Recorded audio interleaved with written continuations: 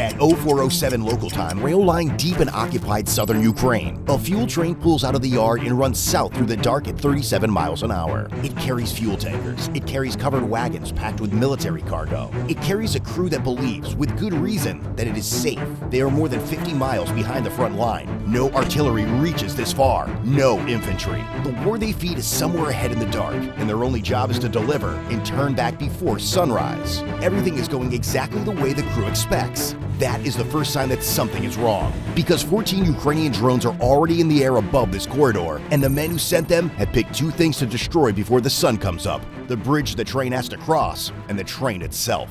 One will end up in the river, the other will burn on the tracks in open country and never see the drone that kills it.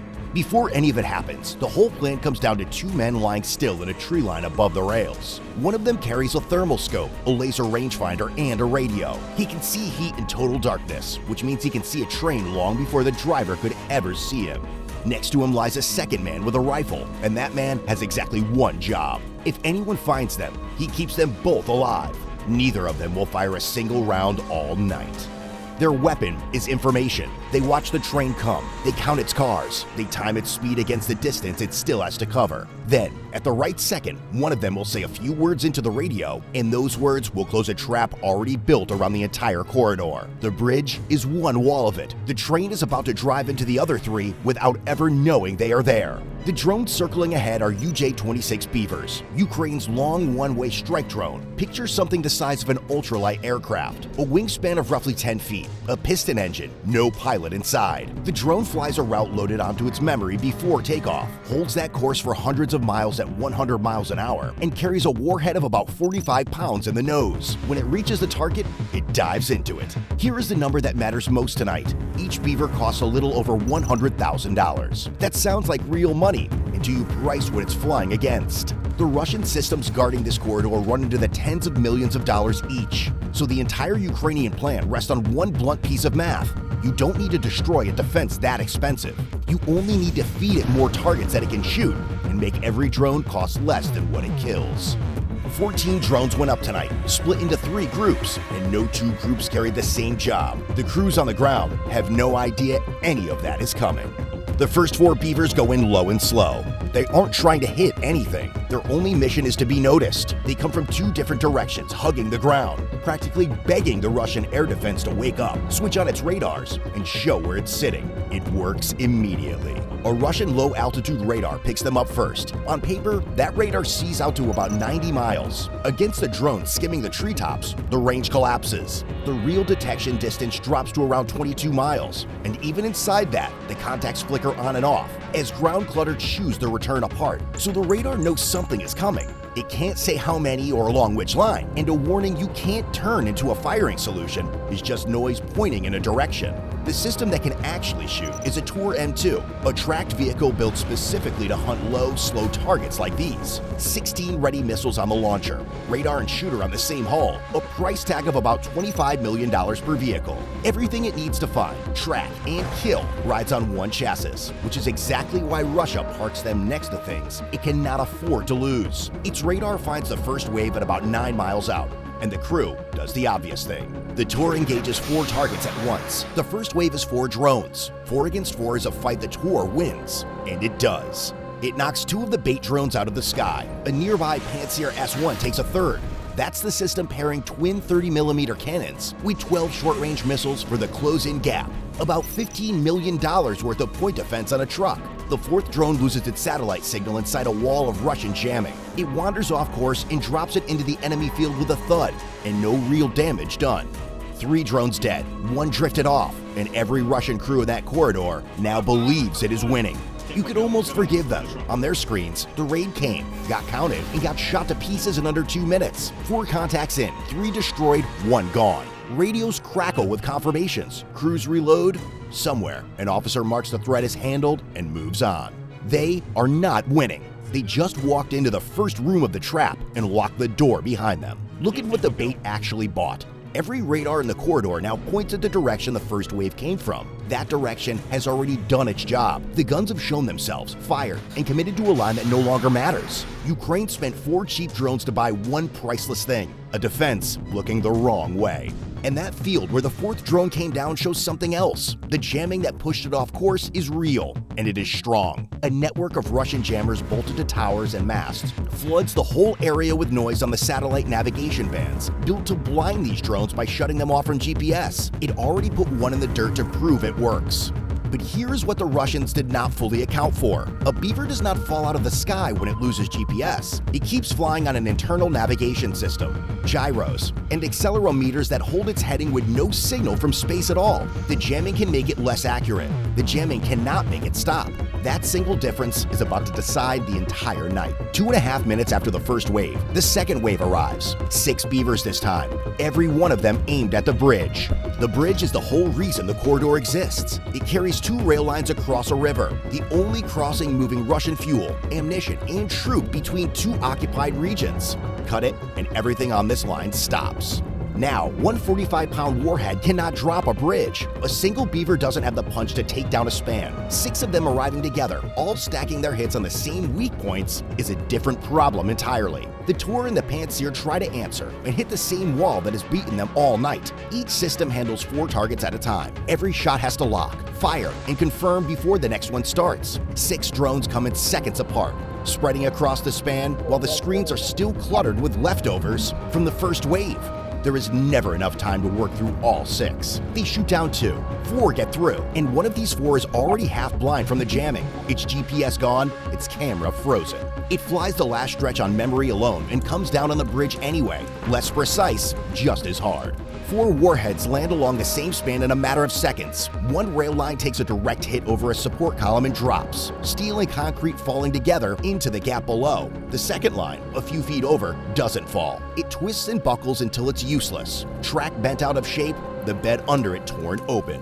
Where the crossing stood, a column of fire and smoke climbs over the river into the black sky. The bridge is finished, but the bridge was never the real prize. About 9 miles up the line, the driver of the fuel train sees the glow, a low orange light on the horizon where the bridge should be, growing as the train rolls toward it. He throws the train into emergency braking. The train does not stop. Not quickly. A loaded freight train at 37 miles an hour doesn't halt because the driver decides it should. It halts when its own weight finally runs out of momentum, and that takes distance. A consist like this one runs well past 1,000 tons. And 1,000 tons at speed carries the momentum of a small ship. 15 seconds pass before full braking force even takes hold. In those 15 seconds, the train rolls another 270 yards toward the fire. Then, the long grind begins. Steel wheels locked against steel rails for more than half a mile. This is the second wall of the trap, and almost nobody watching would have seen it coming. Drop a crossing in front of a train this heavy, and it cannot stop in time to matter. It cannot turn around. It cannot leave the line. All it can do is grind to a halt somewhere in the open and sit there, exposed and nowhere to hide. The train stops more than 2.5 miles short of the burning bridge. Dead still. Stranded in flat, empty country, and it still isn't over. Because the last 4 drones haven't come yet. While all of this was happening, 4 beavers never went anywhere near the corridor. They flew a longer, looping path and are now circling roughly 11 miles out, burning fuel, waiting. They are waiting for one thing: the spotter's word that the train has stopped. This is a real gamble. A moving train under braking is a terrible target, shifting, uncertain, gone from wherever a drone aims by the time the drone arrives. A stop train is the opposite. A stop train sits still and waits to die, so the operators hold their reserve back and bet everything on the bridge doing its job. If the train had somehow stopped short and reversed down the line, those 4 drones would run out of fuel with nothing to hit. The whole reserve wasted. For a few minutes, 4 drones just circle in the dark, watching their fuel gauges drop, hoping a train they cannot see has stopped somewhere they can still reach. At 0424, the train finishes stopping. The spotter in the tree line reads it car by car through his thermal scope. Most of the train shows up as a row of cooling shapes, fading as their heat bleeds into the night air. One shape does not fade. A tank full of liquid fuel holds its heat far longer than any empty boxcar. So while the rest of the train goes dark, one tanker near the middle keeps glowing bright in the scope. Right behind it sits a covered wagon, riding low on its springs, weighing down with whatever a combined fuel and ammunition run carries. Heavy and parked right next to the fuel. That is all the spotter needs to see. He says the word. The last 4 drones turn in. For a little over 6 minutes, nothing comes after them. The reason is simple. The entire defense is now 2.5 miles away, still facing a bridge that is already gone, and a battery in the middle of a road march is barely a battery. Rolling cross-country with the radar stowed, it can't search, can't track, can't build a firing picture. Getting back into the fight means stopping, leveling, raising the radar, and locking on.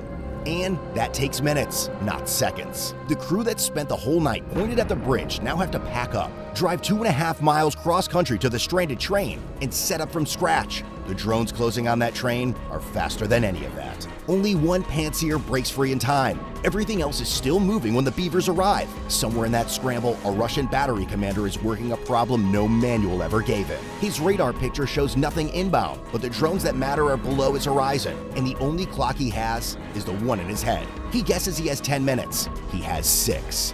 The 4 drones cross the final stretch at 100 miles an hour. Waiting for them at the train is that single repositioned Pantsir and a handful of guards holding rifles. The Pantsir gets one. It catches the incoming drones on radar, takes its shot, and knocks the first one down before it reaches the train. Then its own success turns against it. The train is stopped. The crew has climbed down. Now there are men standing on the ground, and directly behind the incoming drones sits a tanker full of fuel. The Beavers are coming in low, under 70 feet, so the only shot the Pantsir's cannons have left is flat and level, straight through its own comrades and into the fuel behind them. Every safe firing lane narrows to almost nothing. One guard with a rifle gets a drone in its sights inside the last 440 yards and fires into the dark.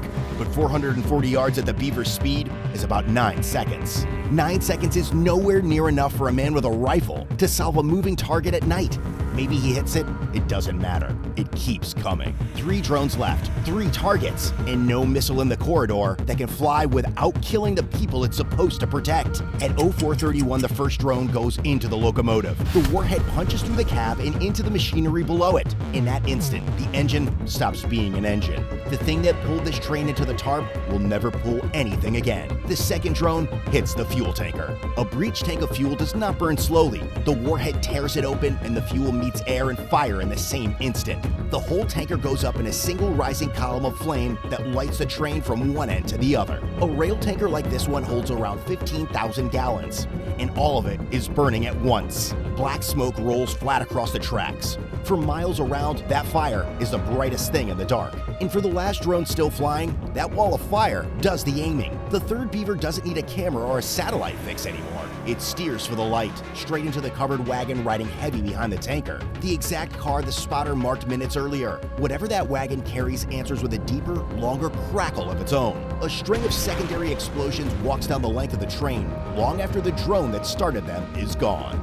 3 drones reached the train. The locomotive sat dead on the rails. The fuel tanker burned, and the covered wagon behind it lay torn open in the dark. 2.5 miles up the line, the bridge would be gone by sunrise. One night had cut a supply chain between 2 occupied regions and left the occupiers a repair job to start from zero. About 9 miles back, the 2 men in the tree line watch the burning train light the horizon. They then pack their gear in the dark and leave. 10 minutes to break down the scope, the rangefinder, and the radio. A 2-hour walk along a route they scouted on the way in. They counted a train, timed it, and said a handful of words into a radio, and that was enough to destroy it. Between them, they never fired one shot. They slip toward the rear before the first recovery crew ever reaches the wreck, and the tree line they leave behind holds nothing but flattened grass. The corridor did not lose because its defenses were weak. It lost because the 7 drones that actually mattered were never thrown at its strongest wall. The whole thing was a box. Bait to pull the guns one way, warheads to drop the bridge and freeze the train in the open behind it. A reserve was held back to finish the train once it could no longer run. One Beaver costs about $108,000. The Tor that fought them runs about $25 million. The Pantsir that couldn't stop them, around $15 million more. Add the radar and the jamming network, and the corridor's defense prices out at better than $40 million. All of it beaten by 14 drones, worth about $1.5 million combined. And not one of those expensive systems even had to be destroyed for the plan to work. The drones only had to do 2 things: outnumber the shots aimed at them and cost less than the train they killed. None of it was luck. Every part of it was counted before the first drone left the ground. And somewhere along that same rear area tonight, another bridge is still standing and another train is still running.